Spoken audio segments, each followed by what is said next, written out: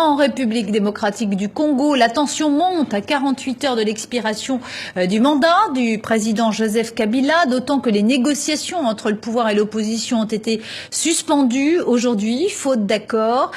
Ces discussions dites de la dernière chance doivent reprendre mercredi. L'opposition, qui avait un temps envisagé d'appeler à manifester, a finalement renoncé.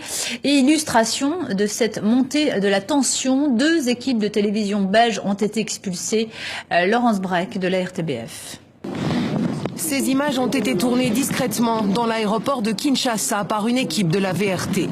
Ils sont accompagnés par des services de sécurité congolais jusqu'aux portes de l'avion qui les ramènent en Belgique.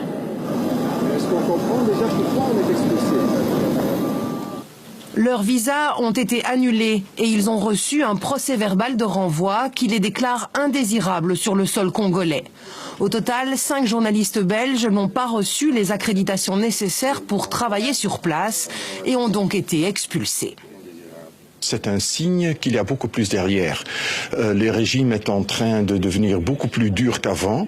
Il y a beaucoup plus de mesures répressives envers des gens de l'opposition, la société civile, les jeunes. Et ce que je crains, c'est qu'ils préparent quelque chose encore pire.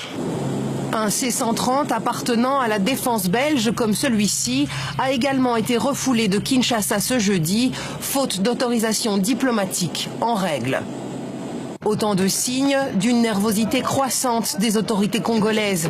Des tensions toujours plus grandes qui secouent le pays à l'approche de la date du 19 décembre, jour où Joseph Kabila, arrivé en fin de mandat présidentiel, devrait passer la main du pouvoir. Il n'y a pas de raison d'expulser ces journalistes aujourd'hui. Il y a l'annonce de la fermeture d'Internet, il y a des difficultés d'acheminer des personnels de sécurité pour sécuriser les ambassades, les consulats, pas seulement belges, européens ou américains. On conseille même aux Belges qui sont sur place de quitter. Beaucoup le font pendant les fêtes. Je crois qu'il ne faut pas prendre de risques.